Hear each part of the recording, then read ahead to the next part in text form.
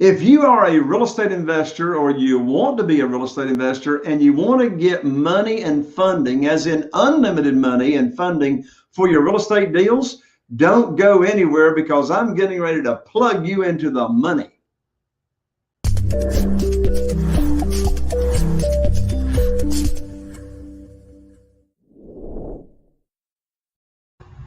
Well, hello and welcome to another episode of Real Estate Investing with Jay Conner.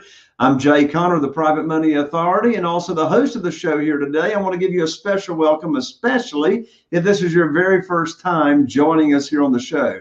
On the show, we talk about all things related to real estate investing, from single-family houses to commercial to land to self-storage to you name it. And if you've been tuning into the show, you know that I've had amazing guests here on the show, and today is no exception. But before I introduce my very, very special friend and guest, I've got a free gift for you for just tuning in here on the podcast. I just recently released my brand new book, which is titled Where to Get the Money Now. Where to Get the Money Now. And you can get this book for free. The subtitle of this book is How and Where to Get Money for Your Real Estate Deals Without Relying on Traditional or Hard Money Lenders. This book was just in the top on Amazon, but you don't have to spend $20 to get this book. In fact, I will send you the book for free. I am going to ask you to spend just a couple of bucks to be totally transparent for shipping and handling. But you can go to www.jayconner.com/book, B-O-O-K, and we will rush you the book right out. Again, that's jayconner, jayconner.com/book. Well, I am so excited today, folks, to have with me a very, very dear friend that I've known now for a number of years. He is a brilliant real estate investor. In fact, he has been a self-employed real estate investor now for over 25 years. And he actually started this career way back at the young age of 23 years old when he read that way back then famous book called Nothing Down by Robert Allen. Well, my friend and guest, he's purchased way over 2,000 houses now in and around his hometown of San Antonio, Texas.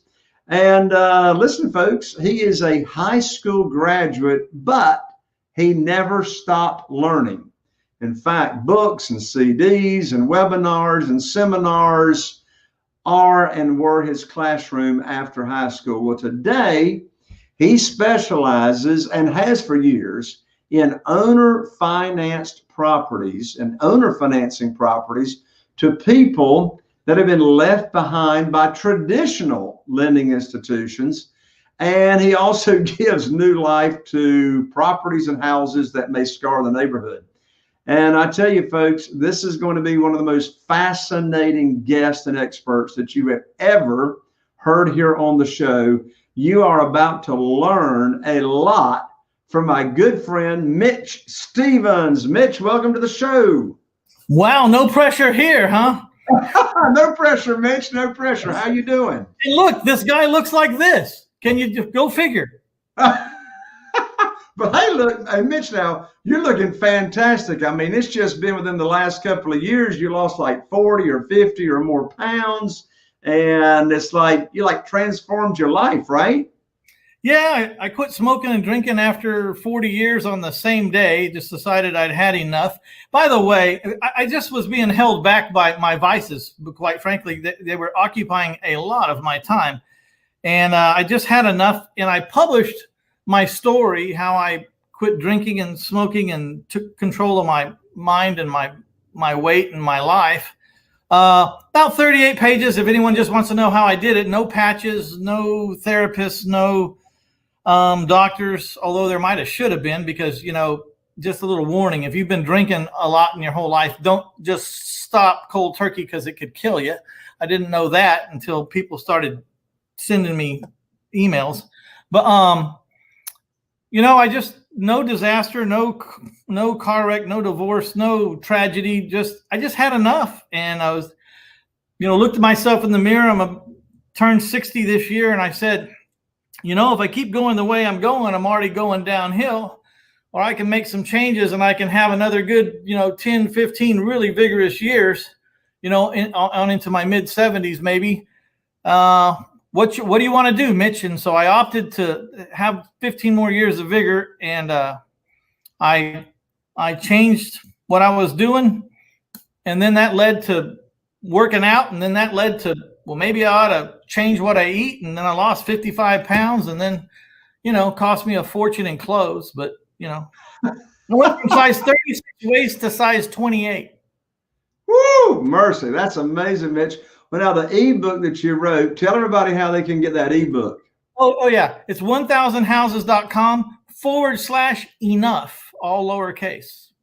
So www.1000houses.com/enough. Enough. Yeah. It's not anywhere. It's not on my website. It's just, it's all lowercase, if you don't mind, because I think for some reason, if you put the uppercase E, it's not connecting. So, I just did it. I'm not telling anyone what to do. I'm not suggesting anything. It's just if you're interested in my story and how I did it, because one of the things I've noticed in this genre, and I'm sure you notice as well, Jay, we have a lot of AAA personalities, and those AAA personalities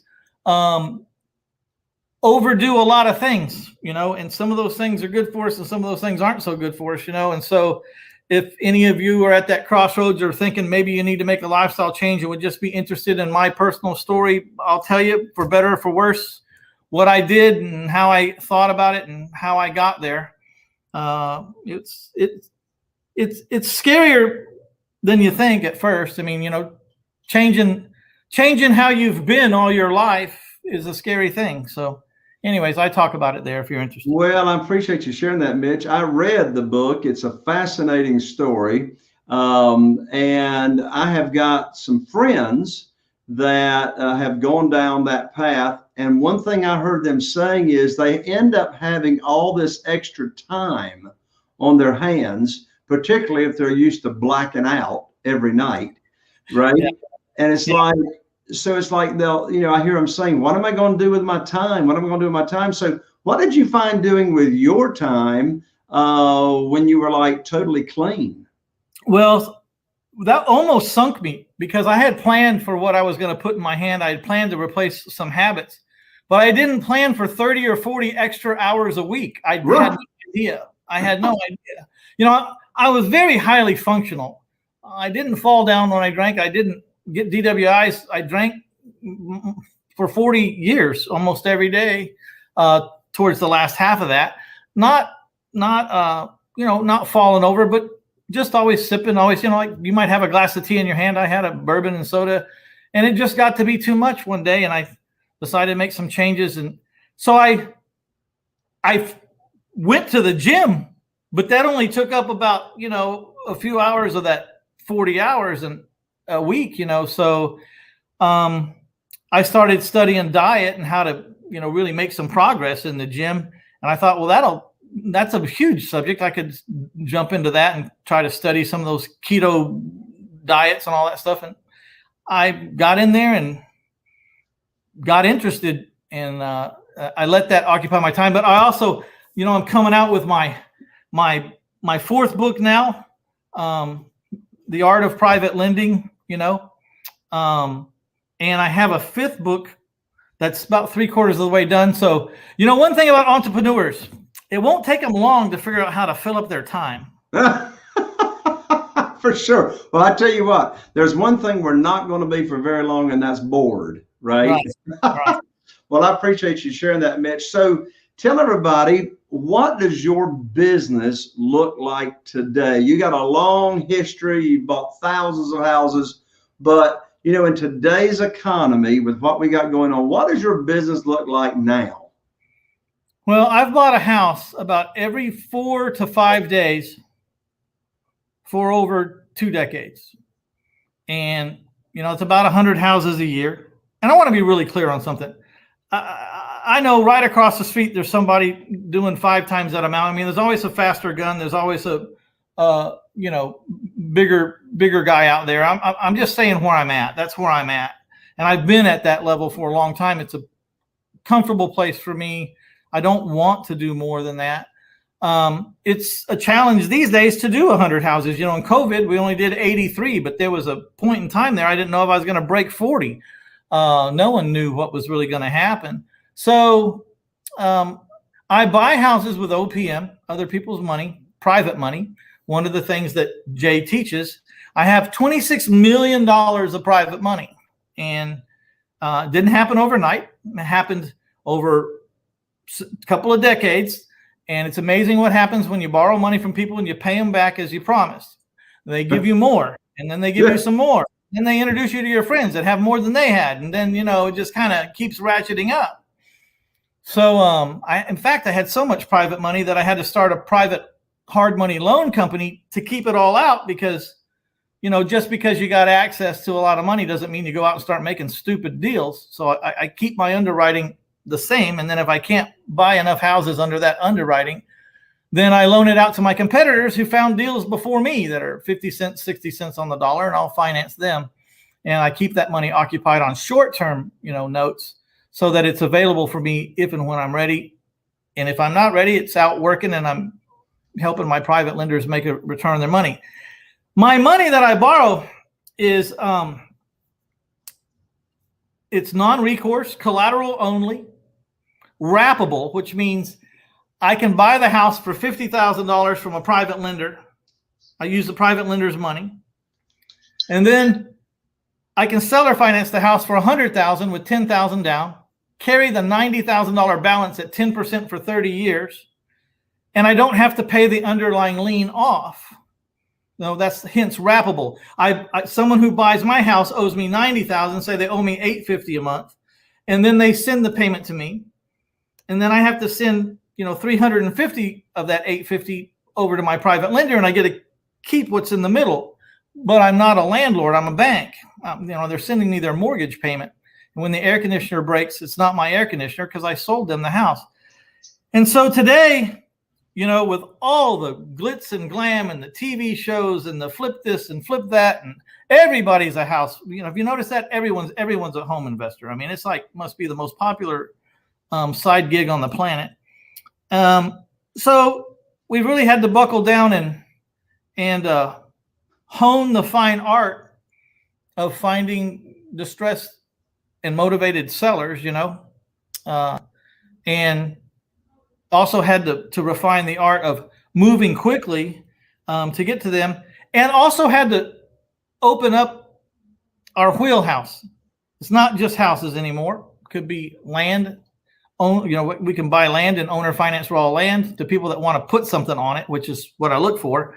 I don't want to just finance a bunch of land, because in the event there's a debacle and I get the land back and maybe it's tight or economic times, that land's not moving, then it's a little hard to make raw land produce an income. So I owner finance my land only to people who want to put improvements on it now, you know, and they're putting their improvements on top of my collateral, so that if I ever get the property back, it's worth a lot more, and or I can rent it or put someone in it to make an income, because there's improvements on it now. Hopefully enough improvements that I can collect some rent. And then mobile homes and land. I became I've always taken a left into the mobile homes when the recessions hit or when the competition for houses got big. So I know mobile homes very well. And mobile homes and land offer a great opportunity, especially if you're in a culture, say like the Hispanic culture, who values an acre or two over a postage size stamp, you know, residential lot. And of course, these things are outside the city limits, you know, out in the outer parts of the county, if not just outside the county, where there's very little restrictions and you can do what you want. Because a lot of these people that want these half-acre, three-quarter acre places, they want goats, chickens, sheep, burros, cows, horses, Shetland. You know, they want all kinds of things, and they don't want some HOA telling them what they can do. So if you drive through my portfolio from house to house to house, parts of it look like a third world country, but hey, the payments are coming in and these people got stuff to eat. So if you don't think they have something to eat, just look in their front yard. There's animals walking around everywhere. So, Mitch, what is your criteria for deciding if a deal is a deal? I don't like to pay over 65% of what I can own or finance a house for. And so the owner finance value, and I may have coined this, the OFV. I don't think I'd ever heard that before. Maybe it was around, but if it was out there, I didn't know. I call it the OFV, the owner finance value, just like you have the ARV and the Mayo. Now we have the OFV. The OFV is a value unto itself. It's based on the rents. And we find the rents in the neighborhood, and the object of my seller financing business is to find properties that I can seller finance or owner finance to my buyer. And the PITIS payment is about equal to whatever they're paying in rent for a house across the street. The separator being, do you have a down payment of 10% or more? Because I don't take less than 10%. And do I like you? And if those two things line up, then you have a real chance to get into one of my houses for about the same as you're paying rent.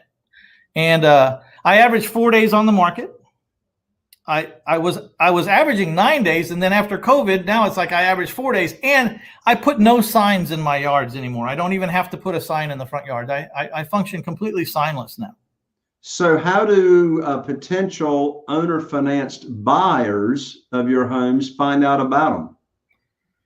Well, for a long time, I would put 20 bandit signs around the neighborhood of the house that I had for sale. So I put 20 signs around the neighborhood, and then I put a sign in the front yard.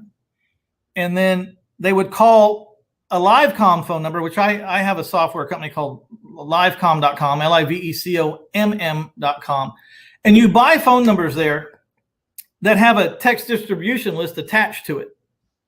And if anybody calls that phone number from their cell phone number, then their cell phone number is captured by the system and put in the text distribution list. So here I have, 10 or 15 houses for sale. I got 20 signs around the neighborhood and one in the front yard. And when they call through LiveCom, you set up a recording that tells them everything about the house and trains them how to buy your house. You're going to need a $2,000 non-refundable portion of your down payment at the time you fill out the app. And it just coaches them how we do it and about that particular house. But we're capturing all those phone numbers. So right now, I have 10,000 people on that list that are interested in a seller financed home, and they want to know the next time I have a new house come into inventory. That coupled with, we send text messages to them telling them to go over to our Facebook business page where they can see the homes2go.net houses and all the inventory. They can meet the salesperson. We again drill into them what they need to do if they're going to buy our houses. And it's amazing because by the time people come to look at the houses, actually we tell them they got to go look at the house on their own. And if they're still interested, walk around the house, look through the windows, check out the neighborhood. And if you definitely have X down and you're definitely interested in this house from what you've seen so far, then call the number in the back window. So the only people that call my salesmen have followed instructions and have done, they've showed that they really want a house. Because I'm seller financing people for 30 years. I don't want customers who maybe want a house or kind of sort of want a house. I want people that really want a house. So show me you really want a house, do what I say, and call that red phone number in the back window. And, I invented LiveCom because I was getting 50, 60, 70 calls a day on the weekend. And my salespeople were just getting worn out, and they were giving out misinformation, and they weren't answering the phone after noon, and it was just too much. So now the system delivers all the information about the house, tells them how to get qualified for the house, and then tells them what to do if they really want the house. Like, go look at it, load your family up in the car, and go walk around, look through the windows, and check out the neighborhood. And if you still want this house, and call that number in the backyard. So I got 10,000 people now, and about every quarter I'll send out. I can text these people for 2 cents per person. That's a direct hit. They've already raised their hand and said, I like your product. So for 2 cents, I can say, hey, I got another house. Click on this link and check it out. Or go over, now we drive them over to my business page. Go over to facebook.com/Casas Dueño a Dueño SA And I only advertise in Spanish, by the way. I have no English ads. Everyone in my organization is bilingual but me. And, you know, I text every quarter saying, if you're no longer interested in the house, get off this list by you know, sending the word stop back, texting the word stop back to me. And I still have 10,000 people. So whenever I have new inventory, I just send out that link to 10,000 people. And within 4 days, I've decided on someone and have a contract. That's amazing, Mitch. It sounds like you sort of figured that process out the hard way.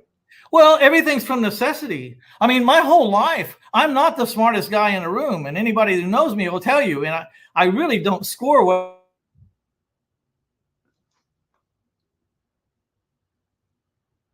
on it. But I have an aversion to pain, and I seek pleasure. So whenever I would do something in my business that hurt me, I would try to figure out how to stop that from happening. And then when I found something that felt good in my business, I would try to figure out how to multiply that, you know, how to exaggerate that. How do we make that happen more often? That was fun. That was great. I got a big check, or I got a check. So over 27 years, you kind of figure out what you do. And then on top of that, I didn't invent this stuff by myself. I mean, it's a lot of conversations with smart people like Jay Conner or Ron LeGrand or somebody. We get in rooms and we decide how to fix problems, you know, in think tanks. You know, if you read my book, My Life in 1,000 Houses, Failing Forward to Financial Freedom, you know, there was a day when the phone was $1,800 a month. My cell phone bill was $1,800 a month. Well, we figured out how to beat that. It became the San Antonio Real Estate Investors Association, or SAREA, and it ended up having 830 people. But that group started because we all met one day to try to figure out how to beat our phone bills. And we did figure it out. But no one person figured it out. It was a guy at that end of the table said something that bounced off this guy. And he said, well, what if you did this? And another guy said, yeah, that's good, but you can't do it like that. You need to do it like this. And then we morphed our way in to a system that cut our phone bills down to $600 a month. I hear you. Well, in fact, you just mentioned one of your books. I've got your book on finding deals. So how can people get your books, Mitch? Because I tell you, your books are phenomenal on finding deals and everything you've written. Just about everything in my life can be found, with the exception of that 1000houses.com/enough. That's just kind of a private thing I sent out because it really doesn't have anything to do with real estate. But anything about my investment career, my whole life, is at 1000houses.com. You see my podcast. I just opened up a YouTube channel I'm putting out 10 minutes worth of valuable content every working day for the next year. You can get that at 1000houses.com/YouTube. But all of this stuff can be found over at my website, 1000houses.com. There's more about me than you'll ever want to know. And there's tons of free stuff. You know, some of the gurus out there say, they lambaste me, say I'm giving away too much. I say, you know, I'll give away. I'll tell you how to do everything. You're still going to be better off getting a coach because you can't assimilate it all. There's too much information, but I'll tell you everything I know. So if you go there on the homepage and scroll up and down, there's mountains of free stuff. Mountains. Yeah, you mentioned coaching. Have you got a coach, Mitch? Absolutely. I'm in a mastermind and have a coach all the time. You know, I try to go through life like this. I got a hand down, trying to help people to get to my level. Hopefully they go past my level. But then I got a hand up because I'm trying to get to the next level from wherever I'm at. And as you well know, Jay, there is always another level, isn't there? Absolutely. Now, in today's economy and business and everything, are you rehabbing any of these houses? Or are you selling most of them as is, or what? It's a big question because, you know, I'm in the self-storage business and the semi-truck storage business. That's what I do with the money I make from houses. In the house business, people think that I don't rehab houses, which is a misnomer. I do rehab houses because you have to keep a crew busy at all times. So my crew's always working on 1 or 2 houses. But the other 13 houses are for sale as is until my crew can get to them. The greatest strategy of all time in the real estate investing industry is buy it, don't fix it, seller finance it to someone who wants to fix it, and watch them go over budget fixing up your collateral as they make payments every month. It's the greatest plan in the whole wide world. I mean, where's all the time in a real estate investment? It's in the rehab. Where's all the risk in a real estate house flipping business? It's the risk is all in the rehab when they do their rehabs. Everyone else is a liar. Everyone else is lying. If you didn't raise your hand, you're lying. I mean, I've been doing it for 27 years. I can't hit a budget to save my butt. The only way it works is if I like triple my budget, then I can say I came under. You know? Hey, look, Murphy lives in every house, and Murphy's cousins and Murphy's grandparents and Murphy's sisters and brothers and aunts and uncles. Yeah, I have fed all of them for years. I keep them in the money, man. I keep the Murphys are well kept care of by the Stephen family. Oh, mercy. Well, Mitch, one thing I was so excited about, I had you as a expert guest speaker at one of my recent mastermind meetings of a mastermind that I run. And our topic that we talked about was your favorite ways today to find deals, find motivated sellers. I'm assuming most of your houses that you buy are off market and they're not in the multiple listing service. Is that right? Well, they couldn't be, because right now the market's so hot that if you list something, if you have time and you can list something and you can wait for 60 days for a closing, you're getting top dollar or multiple offers above the asking price. I mean, I just talked to someone the other day, $30,000 over listing price on a, $305,000 house. I mean, I've heard stories of people getting an extra 70 or 100 grand. Haven't really seen that myself, but I know it's out there. It makes sense. So I have to deal where there's chaos. We have to deal where there is no time, where people, it's either now or never. It's today or they're going to get nothing, or there's some circumstances or something brewing or something happening. So we just live in the chaos. Wherever there's chaos, there's opportunity, and we live where there's chaos. What is your best consistent source of seller lead flow today? Well, it's the past due property taxes, because it's a big list. We live in a town that's a little over 2 million people, and there's a lot of people past due on property taxes, which is just the first hint that there might be a problem. And then once we get that list, we start looking for problems on top of problems, you know what I mean? And start elevating the chances that the person that we're looking at is really going to be motivated. There's behind in taxes, and then there's behind in taxes out of state. Behind in taxes out of county, and behind in taxes out of state, and then behind in taxes out of the country. And then there's behind in taxes and they're getting, property code violation judgments put on them. There's all these filters you can put through, and less people fall into the bucket every time you add a filter to these lists. But the potential of that customer that does fall in the bucket is much higher. Absolutely.